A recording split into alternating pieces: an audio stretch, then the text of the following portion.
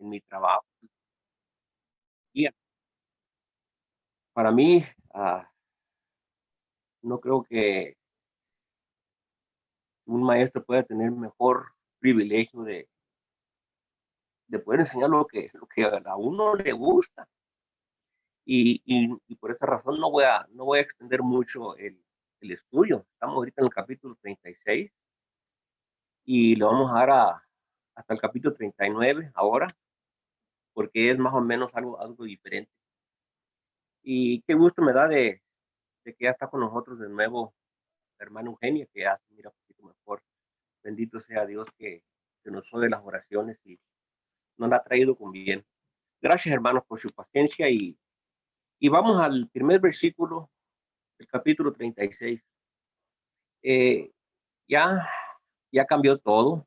Esta es parte de la visión de Isaías que él mismo vivió en este es el tiempo cuando ya no se va a oír mucho más del profeta en lo que tenemos del tiempo. Dice ahí que es el año 14 del rey Ezequías. Y aquí vamos a tomar un momento para examinar un poquito esta fecha, porque el 37, el versículo 1 dice, aconteció, no, es el 38, el 38 y el 39, en aquellos días, y luego el versículo 1 del 39, en aquel tiempo, en el año 14 y quizás en el año 15 y 16, es el tiempo de lo que se refiere aquí Isaías. Después de esto ya no tenemos información de cómo murió, a dónde murió, quién lo mató, no tenemos información de eso del profeta. Entonces quisiera nomás mirar esta fecha, que es el año 14 de Ezequías, y la fecha cuando él empezó, que leímos nosotros hace como 9 meses atrás, quizás 10 meses. Quisiera que fuéramos al capítulo 6, nomás para ver si podemos determinar en nuestra propia opinión una edad o la edad que empezó Isaías a predicar, simplemente con los, uh, los 7 versículos que tenemos en el capítulo 6, que nosotros reconocemos como el principio de la predicación de lo que viene en el futuro cercano, en el futuro medio cercano y en el futuro allá hasta el tiempo de Cristo, ¿no? Creo que su visión se va más allá del tiempo de Jesús y los apóstoles, ¿no? Que ahí es lo que cubre la visión, pero más bien desde el tiempo de la destrucción hasta el tiempo de la consolación es la mayor parte de su libro. Pero estos 7 versículos que voy a leer ahorita, eso los voy a leer y más o menos nosotros leyendo, a ver si le podemos poner más o menos una edad al profeta, el principio de su ministerio. Dice la escritura, en el año que murió el rey Usías, vi yo al Señor sentado sobre un trono alto y sublime, y sus faldas llenaban el templo. Esa es una de las fechas que queremos mencionar, en el último año que murió Usías. Sabemos que él predicó desde el último año de Usías, todos los años de Jotam, el hijo de Usías, que son 16, y luego todos los años de Acaz, que es el hijo de Jotam, que son 16 años, y de perdida 14, 15 años del rey Ezequías. Vamos a sumar esos años, pero vamos a determinar una edad del principio de su predicación para poder determinar cuántos años tiene él cuando estamos en el capítulo 36. Versículo 2. Por encima de él había serafines, cada uno tenía 6 alas, con 2 cubrían sus rostros, con 2 cubrían sus pies y con 2 volaban. Y el uno al otro daban voces diciendo, Santo, Santo, Santo, Jehová de los ejércitos, toda la tierra está llena de tu gloria. Y los quiciales de las puertas se estremecieron con la voz del que clamaba, y la casa se llenó de humo. Entonces dije, ay de mí, me soy muerto, porque siendo hombre inmundo de labios, habitando en medio del pueblo que tiene labios inmundos, han visto mis ojos al Rey, Jehová de los ejércitos. Y voló hacia mí uno de los serafines teniendo en su mano un carbón encendido, tomado del altar con unas tenazas, y tocando con él sobre mi boca, dijo, he aquí que esto tocó tus labios, es quitada tu culpa, limpio tu pecado. Eso se le informó, así respondió Isaías.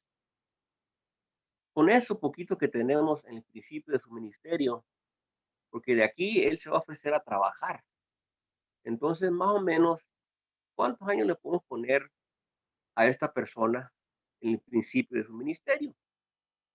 Pues como él respondió y reconoció que era un hombre pecador y cómo está mirando al Señor y cómo lo mira, yo no creo que es un joven de 15, 16, 18 años. No creo que es un hombre de 20 años. Se me hace la voz y cómo habla y cómo se le dirigen a él, casi le estoy poniendo 30 años a este hombre, pero eso nomás es un nombre, es un número que estoy poniendo ahí. Cada quien va a determinar con lo que lee, bueno, qué tantos años puede tener, pero no creo que es un joven. Y ni muy para acá ni muy para allá, le vamos a poner 25 años a la edad de Isaías cuando empezó a predicar. Y luego tenemos, cuando murió Usías, digo, su hijo Jotam, él reinó 16 años, le agregamos 16 años a 25. Y luego tenemos el rey Acaz, él reinó otros 16 años e Isaías trabajó todo el reinado de los 16 años. Y luego estamos ahorita en el año 14 de los años de Ezequías, el hijo de Acaz. Tenemos Usías, su hijo Jotam, el hijo de él Acaz y el hijo de él Ezequías, del cual estamos hablando ahorita. Estamos hablando de 1, 16, 16 y 14 agregados a 25 años, 25 y 46,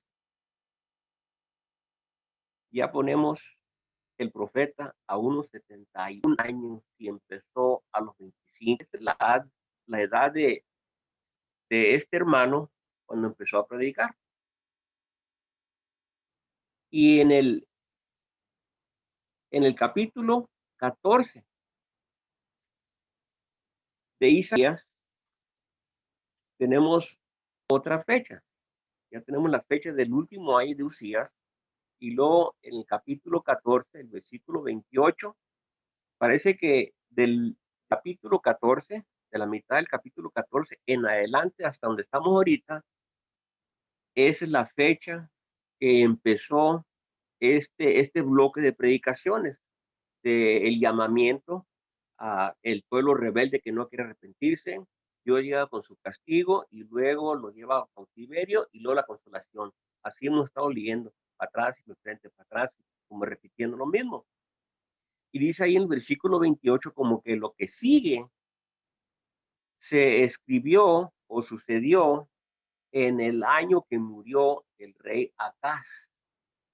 El rey Acaz es el padre del rey que estamos hablando ahorita en el capítulo 36, Ezequías. Es el que reinó 16 años. Entonces, cuando llegamos nosotros al capítulo 36, al profeta Isaías ya se le informó que el que va a venir en este tiempo es el rey de Asiria. Al profeta Isaías se le informó que este pueblo, este gran rey que está dominando todo el mundo, no va a entrar a Jerusalén. En el capítulo 29 de las Crónicas. Y esto que sucedió En el capítulo 36 tenemos la misma historia en la segunda de los reyes, la misma historia en la segunda de Crónicas y la misma historia otra vez repetida en el capítulo 36. Cuando miramos uh, en historia todo lo que ha sucedido, aunque son crónicas, aunque es una lista de lo que hicieron los reyes, esta historia sale allí. En la segunda de Crónicas, capítulo 29, esta actividad que sucedió en el capítulo 36 es conocida porque muchos de los que predican el Evangelio predican de esta historia, porque es un hecho de fe que está fantástico. En el puro, en el puro versículo, en el puro versículo 20 del capítulo 37, nomás para leerlo, para que nos demos cuenta de lo grande, de qué clase de confianza tenía este hombre, para poder decir y hablarle claramente a Dios y decirle, Señor, no podemos con esto, pero hazlo porque para que sea glorificado tu nombre. La escritura dice, ahora pues Jehová, nuestro Dios, líbranos de su mano, para que todos los reinos de la tierra conozcan que solo tú eres Jehová. Entonces Jehová respondió y lo salvó. Pero qué situación tan, tan crítica, tan imposible que se mira salvación. Por la fe de este hombre, Dios respondió. Dios miró la oportunidad de que esta persona confiaba y es el que representa a toda la gente, es el que representa a toda la gente, es el rey.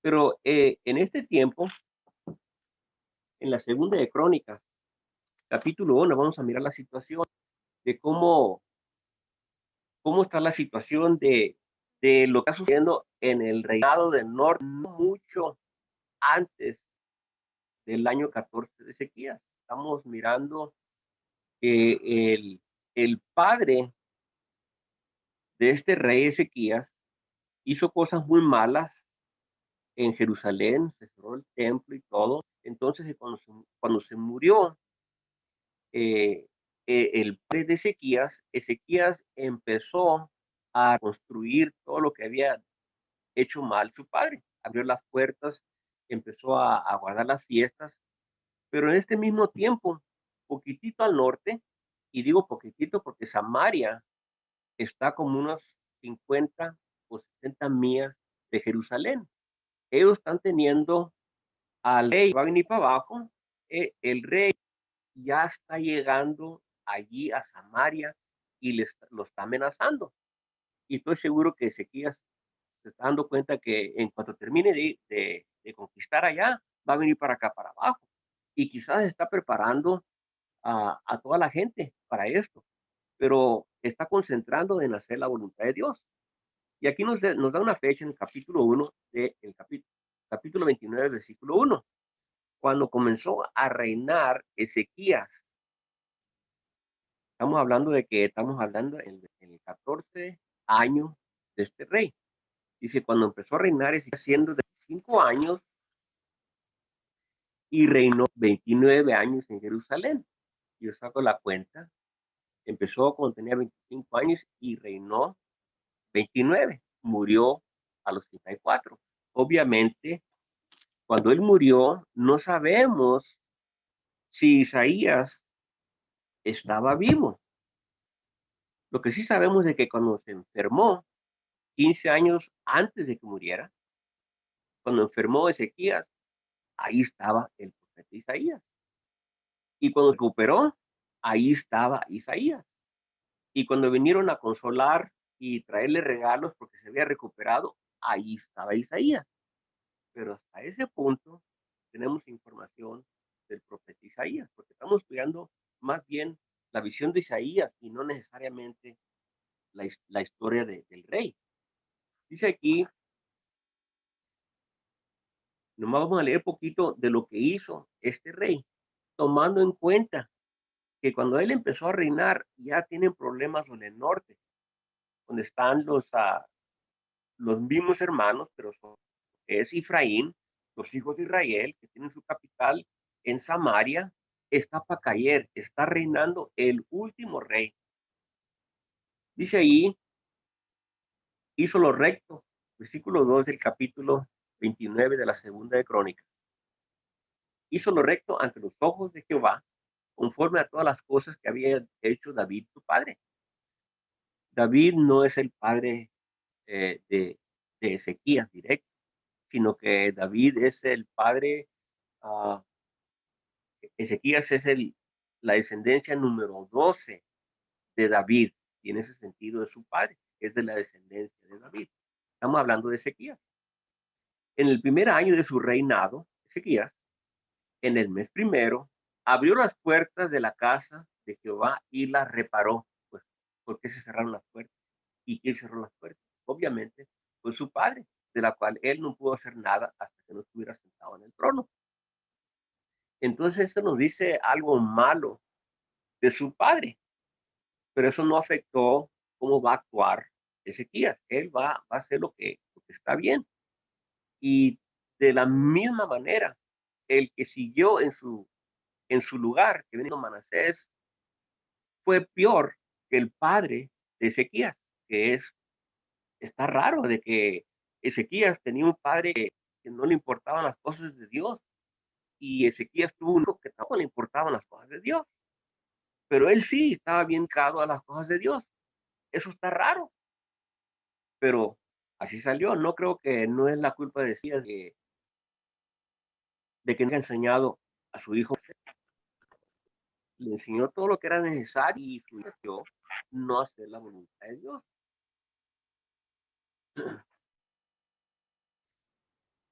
Entonces aquí en el capítulo 19 tenía una escritura, en el capítulo 30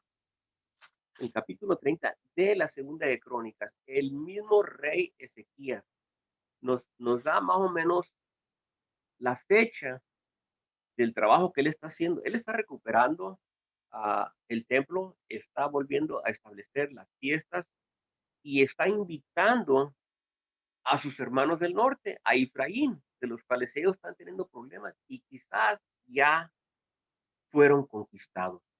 Quiero leer los primeros 6 versículos, de los primeros 11 versículos de la segunda de Crónicas, capítulo 30, para volvernos a ubicar. Ezequías tiene más o menos unos, quizás es el reinado de sus primeros 6 años. Envió después Ezequías por todo Israel y Judá, escribió cartas a Efraín y Manasés, con los del norte, para que viniesen a Jerusalén, a la casa de Jehová, para celebrar la Pascua a Jehová, Dios de Israel. Ya arregló todo y decidió, voy a invitar a mis hermanos que están al norte. ¿Cómo están en espiritual del norte? Quizás ya los conquistaron, quizás es un remanente. Este capítulo nos da el tiempo y la situación como está en el norte. El rey había tomado consejo con sus príncipes y con toda la congregación en Jerusalén para celebrar la Pascua en el mes segundo, porque la Pascua se celebra en el mes primero.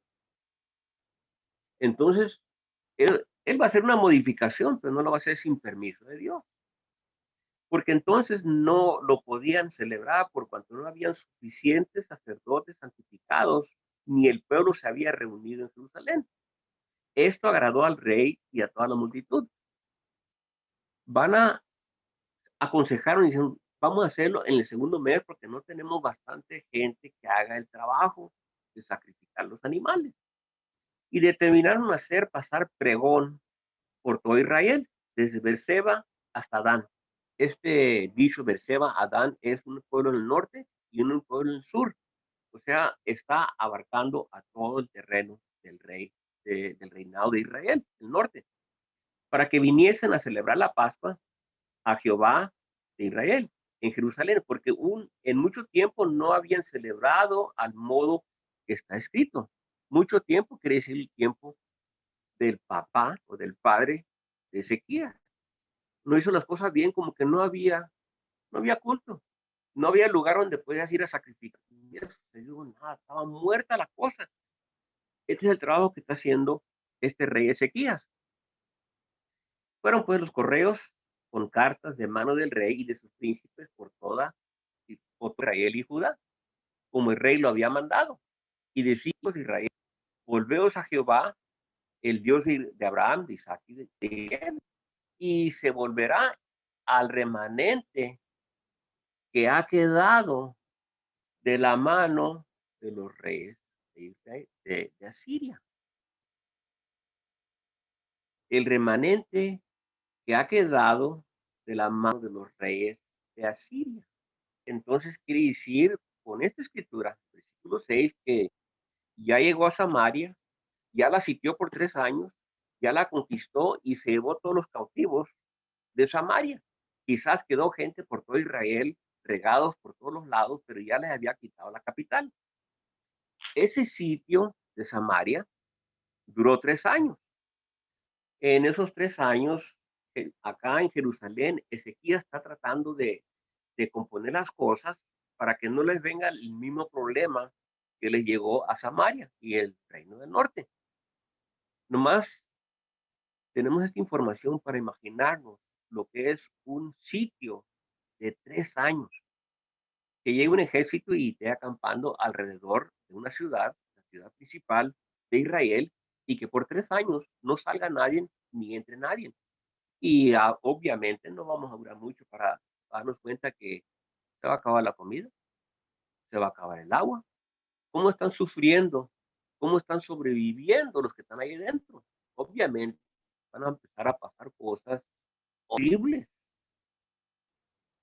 Se van a empezar a comer los unos a los otros. Y sí, tenemos ejemplos en el Antiguo y también en los tiempos de Jeremías, que así fue, así sucedió. Los que están sobreviviendo, pues, ¿qué estarán comiendo? ¿A quién se estarán comiendo? ¿Cómo están sobreviviendo? 3 años. Y eso está sucediendo en el norte, pero no muy lejos. 50, 60 millas. Yo sé que para nosotros se nos hace cerquitas y quizás lejos, pero no está muy lejos. En una mina llegas ahí en 2 semanas y lo traes el mensaje allá arriba al norte. Está sucediendo esto. El rey de Asiria tiene sitiada la ciudad y están las cosas bien horribles. Entonces Ezequías recibe esas noticias. Al rato va a llegar esa persona para acá y no va a querer conquistar aquí en nosotros. Vamos a leer hasta el 11 de aquí de la segunda de Crónicas, capítulo 30. Y les dice, versículo 7, no seas como vuestros padres y como vuestros hermanos, que se rebelaron contra Jehová, el Dios de sus padres, y él los entregó y a desolación como vosotros veis. Ni endurezcáis, pues, ahora vuestro servicio como vuestros padres, someteos a Jehová y venid a su santuario, o sea, bajen para abajo. Ellos tenían su santuario en Samaria, pero dijo, no, vengan para abajo, vengan acá donde está Dios, el cual ha santificado para siempre, y servir a Jehová, vuestro Dios, y el ardor de su ira se apartará de vosotros. Los están invitando. Ellos ya tienen cientos de años peleados. Ellos ya tienen cientos de años en idolatría a los dos becerros que ellos han puesto ahí. Porque si os volvéis a Jehová, vuestros hermanos y vuestros hijos hallarán misericordia delante de los que los tienen cautivos. Hallarán misericordia de los que los tienen cautivos. No nos sabía. Entonces ya podemos determinar, ya conquistó la ciudad. Ya pasaron los 3 años.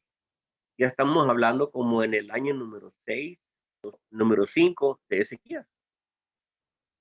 Y volver y verán a su tierra, porque Jehová vuestro Dios es clemente y misericordioso, y no se apartará de vosotros si vosotros os volveréis a él. Después de todo lo que han hecho y lo han destruido, Ezequías sí conoció y le hizo, arrepiéntanse. Ustedes que han sobrado ahí, vénganse para acá. Y Dios va a traer a su misma gente, los va a traer del cautiverio, los está castigando. Ese sí conoce a Dios. Pasaron pues los correos de ciudad en ciudad por tierras de Efraín y Manasés hasta Zebulón, hasta el norte. Mas se reían y burlaban de ellos. A pesar de lo que ha sucedido y lo que está sucediendo, y no pueden abrir sus ojos para entender, mira, esto viene de Dios. Y nos están ofreciendo nuestros hermanos de acá abajo en el sur de Jerusalén, que vayamos a las fiestas, a acordarnos de nuestro Dios, a volver con nuestro Dios. Se reían y se burlaban. Con todo eso, algunos, no tienen hermanos, algunos, todo el tiempo van a ser poquitos, todo el tiempo van a ser algunos. Algunos hombres de Aser, de Manasés, de Zabulón, se humillaron y vinieron a Jerusalén. Samaria cayó en el año número 5 de Ezequías. En el capítulo 36, el que estamos leyendo nosotros, dice allí que aconteció que en el año 14 del rey Ezequías, subió Senecarib, rey de Asiria, subió contra todas las ciudades fortificadas de Judá y las tomó. Este es el año 14 de Ezequías. En el año número 5 de Ezequías es cuando cayó Samaria. Entonces duró 9 años para que se volviera a reorganizar el rey de Asiria, que ya no es Salmanasar, que es el que tomó Samaria, y unos comentaristas dicen que es el padre de este rey que está reinando en Asiria, Senecarib. La escritura no nos dice eso. Y si decimos que es el padre de Senecarib, tenemos que decir que la escritura no dice eso, pero unos comentaristas o historia nos dice que era padre de Senecarib. Nosotros no podemos hacer eso. Nosotros nomás vamos a hablar de saber y de lo que está escrito. Pero dice ahí que en el año 14, rey de Ezequías, que Senecarib, rey de Asiria, dio por todas las ciudades fortificadas de Judá y las tomó. Todas las ciudades que defendían la matriz que tan fuerte, Jerusalén, pero la que marcaba bien era Jerusalén, el toro. Obviamente, Ezequías sabía que iba a venir. Isaías ya se le había informado, no va a entrar a esta ciudad, pero quizás cosas están y cómo está amenazando esta persona que va a llegar aquí. No vamos a leer toda la historia porque la hemos repetido varias veces en predicaciones y ya en este estudio ya venimos aquí y hemos leído toda la historia. Llegó y le amenazó y le dijo, ¿en qué pones tu cuenta? Y le está hablando, no le está hablando al rey, le está hablando a la gente que está en el muro. Haz de cuenta que uno puede imaginar que llega una embajada del rey de Asiria y se para enfrente de la puerta y ahí está el muro y la gente allá está arriba. Y de abajo está gritándoles, diciendo, díganle a su rey, no pongan su confianza en su Dios. Sé que no pueden poner su confianza en su ejército porque no tienen. Y yo sé que no pueden poner su confianza en Egipto porque Egipto está muy débil. Y mira la situación en aquellos tiempos y miran que es el único que se puede animar a hacerle frente a un poder como Asiria. Y este se está burlando de que si ustedes quieren usar a Egipto para que ayude, no puede, está muy débil. Pues ni que se diga a los otros reinos que están alrededor, a los filisteos, los moabitas, que son enemigos, ellos no les van a ayudar. Entonces está sin recursos, así se mira.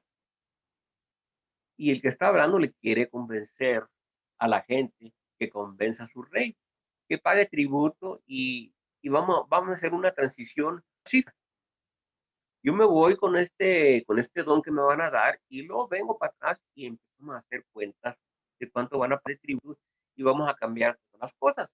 Y ustedes van a hacer así, porque no pueden hacer nada. Entonces este fue cuando Ezequías, porque se lo dijo en voz y se lo dijo en carta, esta amenaza. Esta que llegó en carta fue el tiempo que Ezequías fue de donde estaba él, fue con esa carta al templo. Y si podemos nosotros imaginar la gente en el muro y está cerca del templo y pueden mirar a su rey que va con este rollo, con esta carta, va al templo y se mete ahí y ahí va a poner la carta y se la va a estirar a Jehová y le va a decir, Dios, así está la situación y nosotros confiamos en ti. Yo confío en ti, ayúdanos. Y por eso cité ese, ese versículo 20 del capítulo 37. Ahora pues, Jehová nuestro Dios, líbranos de tu mano, porque para que todos los reinos de la tierra conozcan que solo tú eres Jehová. Eh, ese propósito de que tú solo eres Dios, que no hay otro Dios, Ezequiel lo sabía y quería pedirle con ese pretexto, mira Dios, así van a ver todo el mundo, que tú eres el que salva y que no salvas con espada, ni caballo, ni carros, sino que tú salvas, porque tú eres el que mueve las cosas. Y ese es el propósito de todo esto que está diciendo aquí en la visión de Isaías, de que Dios sea conocido por todas las naciones. Bueno, ya sabemos la historia, ¿verdad? Dios lo va a salvar y lo salva. Y, y el versículo 36, el mismo capítulo 37, así nomás como un versículo pequeñito para darnos idea de la gran cosa que hizo Dios, que quedó como un testimonio fuerte para los de Siria, que son los que van a divulgar este mensaje. Estaba leyendo un comentario interesante que uh, estaban hablando de las conquistas de los asirios y no mencionan esta conquista porque perdieron, pero dicen que reyes de Asiria nunca marcaban o nunca anotaban sus derrotas. Nosotros sí creemos que sucedió, pero es cosa muy, muy maravillosa, muy grande lo que se hizo. Fíjese el versículo 36 del capítulo 37. Dice ahí que hizo el ángel de Jehová y mató 185,000 en el campamento de los asirios. Y cuando se levantaron por la mañana, he aquí que todo era cuerpo muerto. Entonces en el Caribe de Asiria se fue e hizo morada en Nínive. Esa capital Nínive nos acuerda de las predicaciones de Jonás. Y con esto conecto la situación de Jonás, que le predicó a Nínive. Y Dios salvó esa ciudad porque obedecieron a la predicación de Jonás. Y la sobrevivieron porque Dios tenía un trabajo para esa gente, para venir a castigar a todo el mundo. Y aquí está el trabajo ese del cual Jonás habló. Entonces, Jonás lo agregamos indirectamente a la visión de Isaías de esa manera, por una profecía. Y dice que este rey Sennacherib aconteció que mientras adoraba en el templo de Nisroch su dios, sus hijos Adramelech y Sarecer le mataron a espada y huyeron a la tierra de Ararat y reinó en su lugar donde se acabó.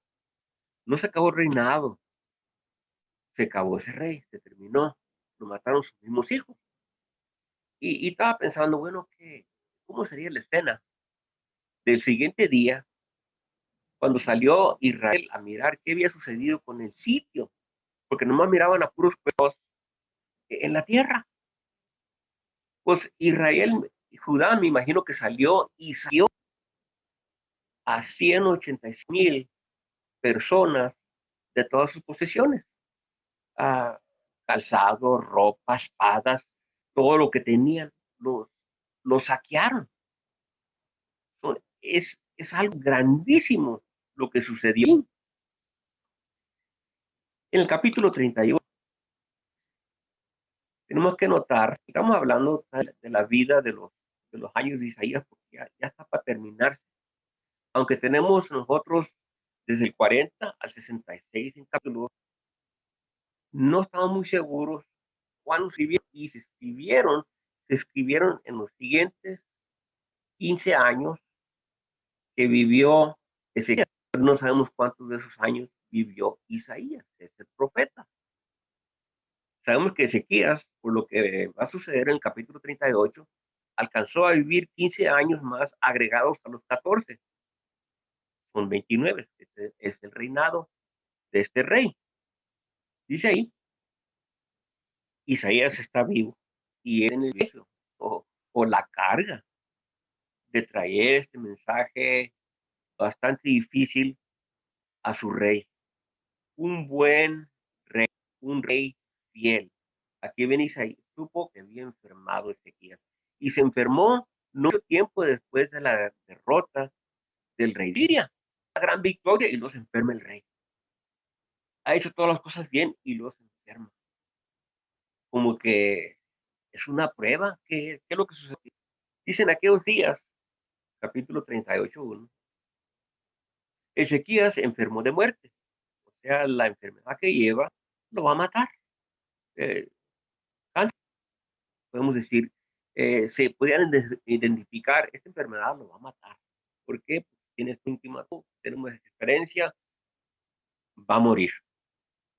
Vino el profeta Isaías y le dijo, Jehová dice así, ordena tu casa porque morirás y no vivirás. Después de esa gran victoria, de ese gran hecho de fe, le pega esta maldición como algo negativo, como que un castigo por algo que no merece. Ha hecho las cosas bien, ha hecho la lucha, ha trabajado bien. Ezequías se va a ir directamente con Dios y le va a mostrar que él quiere seguir trabajando. Él quiere hacer la obra de Dios. Dice, y entonces volvió Ezequías su rostro a la pared e hizo oración a Jehová y dijo, oh Jehová, te ruego que te acuerdes ahora que he andado delante de ti en verdad y con íntegro corazón y que he hecho lo que ha sido agradable delante de tus ojos. Y lloró Ezequías con gran lloro. Escena. Hay que imaginar, está en cama y está llorando y está usando, ¿sabes que tú puedes mirar mi corazón, Señor?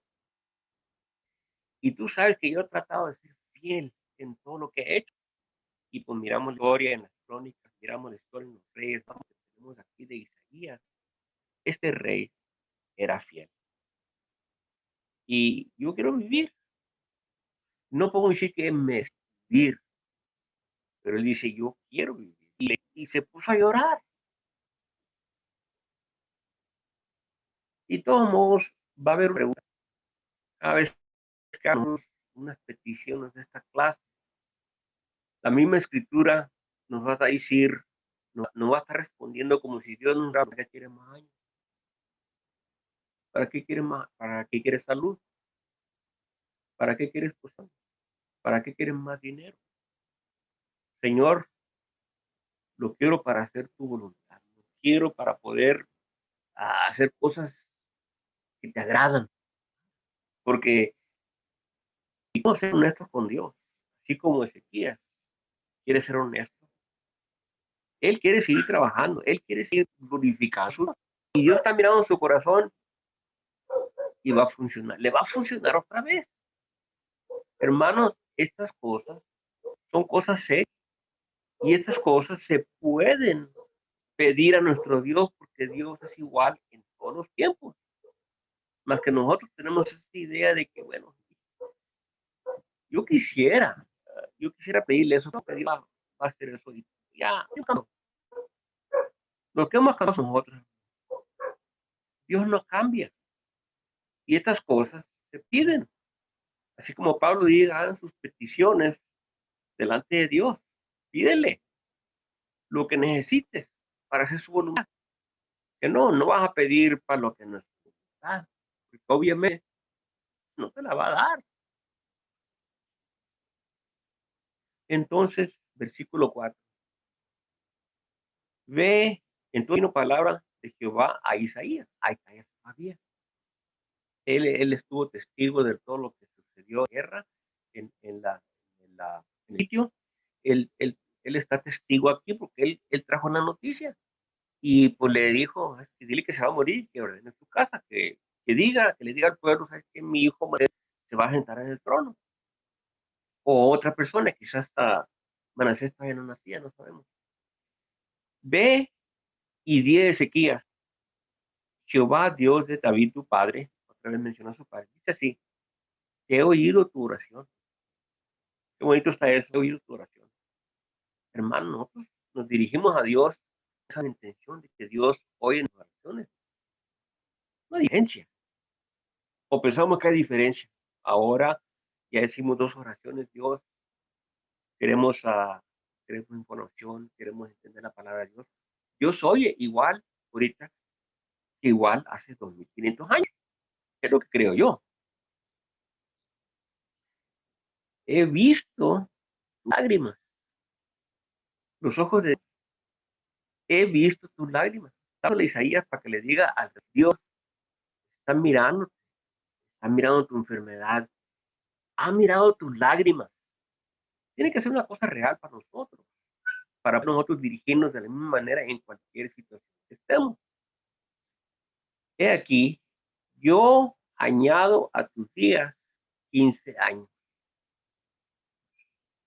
Entonces, habíamos leído el versículo 1 del capítulo 36. Aconteció en el año 14 del rey Ezequías. Eso fue cuando llegó el rey Darío, en el año 14. Y le vamos a agregar 15 años aquí porque le va a agregar 15 años a la enfermedad. Y fue en aquellos mismos días, en el año 14. Entonces le agregamos 14 aquí, son 29, que viene siendo lo que dice la segunda de Corintios, capítulo de Crónicas, capítulo 29. Empezó cuando tenía 25 y reinó 29 años. 14 y 15 son 29. Murió a los 54. Digo esa conclusión. Así podemos llegar a esa conclusión. Y si alguien no está de acuerdo, pues que saque información de la escritura y vamos a dialogar eso. Vamos a hablar de eso. Pero aquí en este capítulo 38 se le dio 15 años. Y le dice, para que vayamos entendiendo en el capítulo 38, versículo 6, que libraré a ti, a esta ciudad, de la mano del rey de Asiria, y a esta ciudad ampararé. Bueno, Asiria no fue destruido por completo, lo castigó bastante y perdió un gran ejército, 185,000, pero no era todo su ejército. Y le dijo, yo voy a seguir cuidando esta ciudad de este hombre. Entonces Asiria no va a ser la persona que va a castigar a Jerusalén, sino que es otro. Bueno, en el capítulo 39, esto va a ser lo último para terminar, y un resumen corto de los capítulos 36 a 39, porque quiero empezar con el capítulo 40 al 46, 45, que son puros capítulos de Dios y dando su testimonio de gente muy diferente de lo que hemos estudiado. Estos 4 capítulos estamos hablando de una historia y del fin del trabajo de Isaías y el reinado de Ezequiel. Y el tiempo, y lo quiero leer porque aquí es la primera vez que se oye de ese reino que ya existía en el tiempo de Isaías, porque había profetizado allá. Y quizás cuando hablamos de Babilonia en aquel tiempo que predicó Isaías, quizás pensamos que no existía todavía. Ya existía de perdida en los días de Ezequías y muy antes. En aquel tiempo, Merodac Baladán, hijo de Baladán, rey de Babilonia. Rey de Babilonia ya tenía su rey, pero no era como Nínive, donde predicó Jonás. Yo le dijo, ¿qué quieres que mate a 120,000 este uno? Estaba pequeño, pues. Ese, Babilonia, en este capítulo 39, es pequeño, pero se va a hacer grande. Y podemos mirar a Dios de aquí, de este pueblito, de esta gente, la base de Dios, que va a ser el terror de todo el mundo. En el tiempo era como un aliado de Judá. Envió cartas y presentes a Ezequías porque supo que había estado enfermo y que había convalecido y se regocijó con ellos. Ezequías no era sirio, no era un egipcio, no era un filisteo, era un amigo. Y le mostró toda la casa de su tesoro, plata, oro, especias, ingüentos preciosos, toda su casa de armas, todo, le enseñó todo. Y Isaías sale otra vez, aquí, en el versículo 5, nomás para ver que esta va a ser la última vez que vamos a oír de la presencia de Isaías en fecha. Ya de aquí ya no se oye, y los capítulos que quedan, quién sabe si se escribieron antes o después, y si se escribieron después, fue quizás en los 3, 4 años después de eso. Pero dice ahí, en el versículo 5, entonces dijo Isaías a Ezequías, oye la palabra de Jehová. Ahí está presente Isaías, y le dijo, ¿qué es lo que han mirado estos hombres? No, yo les enseñé todo. Déjame decirte lo que va a pasar. Entonces ya le dice la profecía, parte de la visión. Ese mismo reino es el que Dios va a traer para acá y va a saquear a Jerusalén. Pero eso está 120 años. Se me acabó el tiempo, me pasé. Hermanos, si tienen ese comentario, muchas gracias por su tiempo.